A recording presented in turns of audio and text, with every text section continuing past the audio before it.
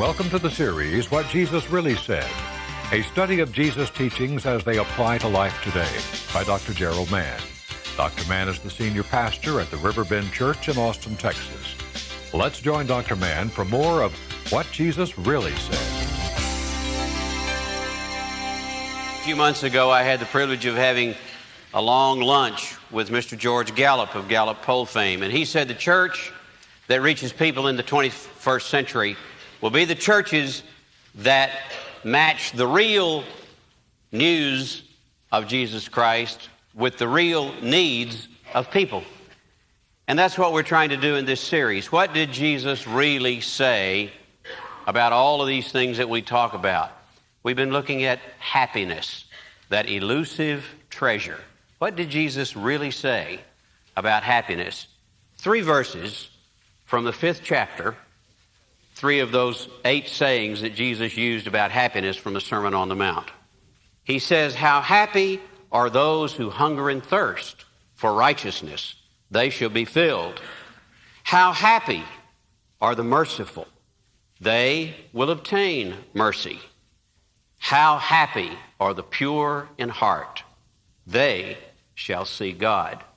What did Jesus really teach about happiness? Anytime you're talking about happiness, let me give you some advice. Don't define it. You know, we had a Supreme Court justice one time who said about pornography, he said, "I can't define it, but I know it when I see it." Well, that's the way happiness is. I can't define it, but I know it when I see it. And by the way, that was Jesus' approach to the whole subject of happiness. He never defined happiness. He said, "Let me describe for you, though, some happy people. I can't tell you what it is, but I can tell you who is happy. Let me describe some happy people." And he describes 8 kinds of happy people. And today we're going to look at the second 3 kinds of happy people. First, happy people hunger and thirst for righteousness, he said. The first time I read that made me unhappy, because I thought righteousness meant perfection. I thought Jesus was saying happy people are those who just try and try and try to be perfect. And I became a Christian, as you know, at 20, and a preacher too.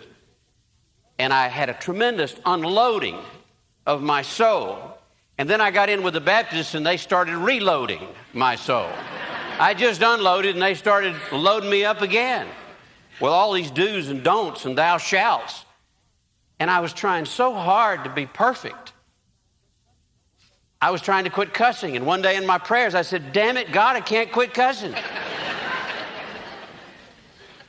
And so I started pretending I was perfect. And the way I kept my guilt level down was to point out your imperfections.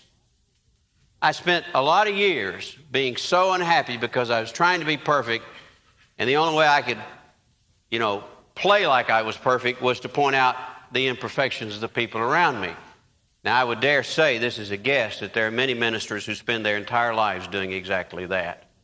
It was a great awakening for me one day when I realized that is not what Jesus meant when he said, "How happy are they who hunger and thirst for righteousness." The word righteousness means simply this: how happy are those who yearn to be right with the Father, to get all the furniture out of the way in the private room where you and God dwell. Happy people are those who hunger to be right with the Father. They will be filled. Why? Why will they be filled? Here's the good news. 3 words. If you don't get anything else today, listen. In God's kingdom, yearning is earning. If you want to be right with God, if you yearn to be right with the Father, you've earned the right to be right with the Father. That's the good news. That's the truth.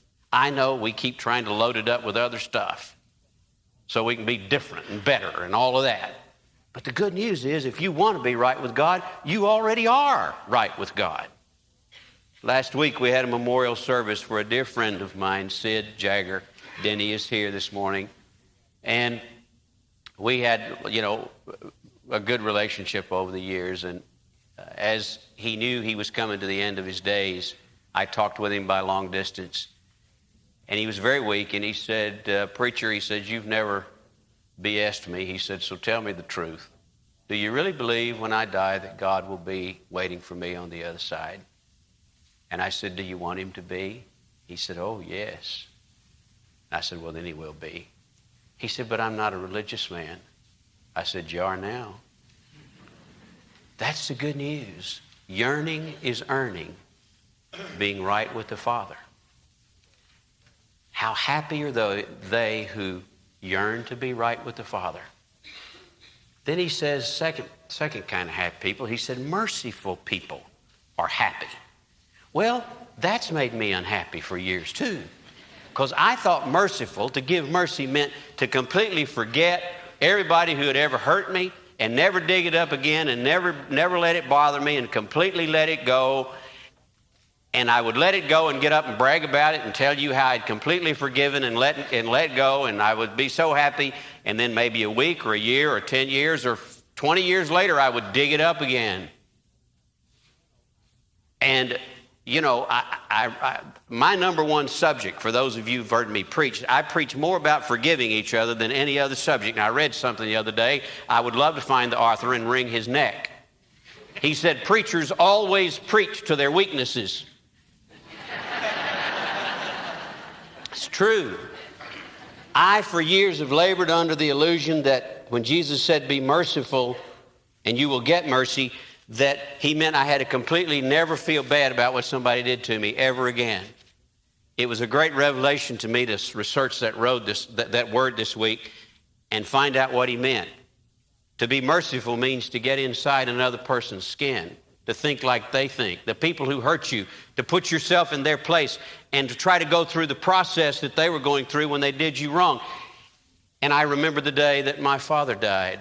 He suffered from cancer, and my father had always been larger than life to me.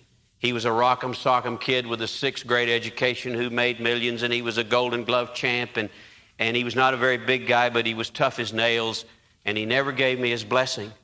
He didn't like the fact that I was in the ministry. And we were never friends. And I went to see him on that last day, and the cancer had wasted him down to a few pounds. And I had to pick him up and take him to the bathroom and carry him back. And I was thinking, you know, this person whom I thought was indestructible is now as helpless, and I'm doing for him what he did for me when I was a little baby.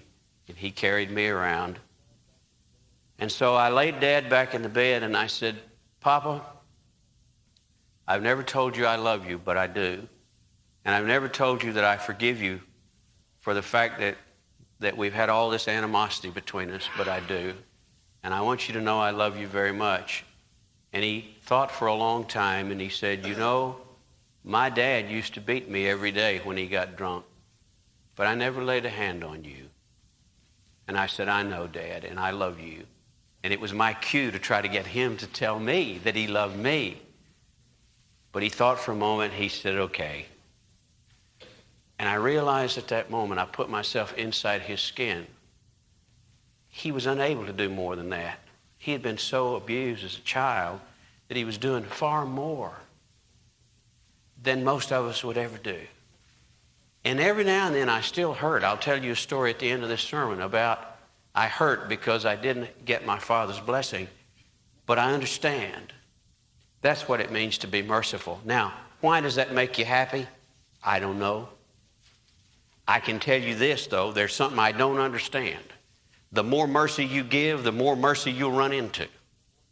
The more love you give, the more you'll get loved. I don't know why that works. It's a law of proportionate return. You give a little, you get a little back. You give a lot, you get a lot back. I went up yesterday and opened Farm Aid for Willie Nelson, my dear friend. He asked me to say a few words and to pray over that bunch. And, of course, when he said Baptist preacher, everything got deathly quiet. They didn't expect to see me there. The most wonderful thing about it was, though, I've always wanted to meet Chris Christopherson. And I not only got to meet him, I talked to him for 2 or 3 hours and got to visit with him the night before. He's a poet, Rhodes Scholar, Green Beret, singer, actor. And at one point we were talking, and he said, you know what I've discovered, preacher, is that you cannot give anything away. Whatever you give will come back to you. If it's evil, You give it away, it'll come back to you. If it's good, it'll come back. He said, if you start giving away lies, people will start lying to you. If you give away the truth will come back to you. The more truth you give, the more you get. And I said, how about mercy? He said, yeah, that too. The more merciful you are, the more mercy you get.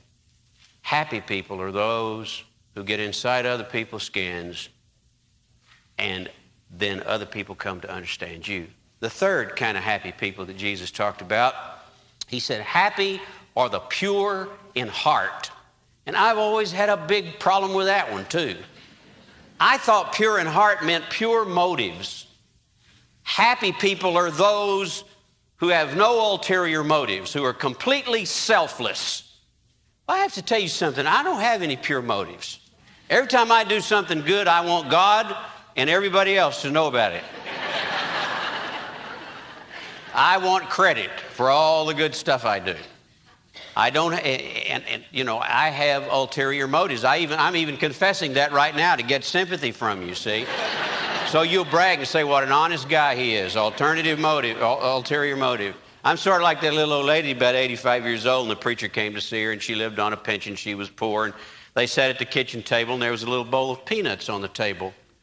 And the preacher started munching on the peanuts, and he kept talking to her, and pretty soon he reached in the bowl, and there were no more peanuts. He said, oh, my goodness, forgive me, ma'am. I've eaten all your peanuts. She said, yeah, I know. I was watching you, and said that was the last food I had in the house.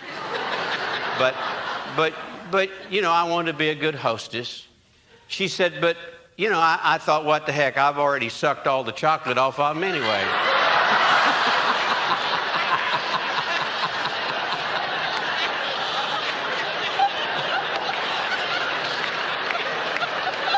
Isn't that a good story? There are no pure motives. That's not what Jesus meant when he said, bless, how happy are those who are pure in heart. This is what he meant. Happy people are those who cleanse their hearts. Happy people are those who come clean with God. Who say, God, this is who I am, and this is what I am. We need to say a word about repentance every once in a while. We've given that word over to the hellfire and brimstoners far too long. Repentance usually means look at all the bad stuff and grieve over it. Turn away from the evil in you. Well, that's okay, but it also has a positive aspect to it. Repentance is not just to turn away from something, it's turn towards something. As I often say, you not only turn away from the beast in your basement, you turn toward the angels in your attic. Reach for the highest in you. Happy people are those who turn from the worst in them and turn toward the best in them. That's what it means to be pure in heart. It means to cleanse your heart, to come clean with God regularly. Last Wednesday night, we ordained our youth pastor, Rob Hurlbert, and his family was here. And Rob told me that when he was just becoming a teenager, his father became a Christian. He said it made the most profound difference in my life. Said the whole family changed when my dad became a Christian. And so we ordained Rob, and we laid hands on him, and his father came by, and it was a touching scene. And then we had the Lord's Supper, and I was sitting right here by his father. And I said, Rob has told me what a tremendous moment in his life it was when you became a Christian. And his eyes misted up, and he said, yeah, the first prayer I prayed after I invited Jesus Christ into my life was for God to help me love Rob. He said, I don't know why, but I never loved him. I felt responsible for him. I felt oughtness toward him, but I didn't love him. And he said, a miracle happened. He said, that boy changed before my very eyes. And I came to love my son. See, that's what it means to come clean with God. And the moment he said that, I felt great joy, but I also felt great sadness because I remembered those many years ago when I was only 20 and I was ordained and none of my family came. And I started feeling real bitter about that. Then I thought, no, God, here I am digging up old dead things. And it doesn't matter that they weren't there. That's okay. And I felt a kind of an okayness down there in the bottom part part of my life where all the stuff gets done. You see, Jesus was right. Happy people are those who know how to clean out their souls, who can find the courage to come clean with the Father. You want to be happy? I can't tell you how. I don't know any magic formulas. But I know the people who are happy. They are those who hunger and thirst, who yearn to be right with the Father. They are those who give mercy. And they are those who can come clean with the Father. Maybe today, right now, is your time to come clean with God. Who knows? Maybe happiness will find you. Thank you for joining us for What Jesus Really Said.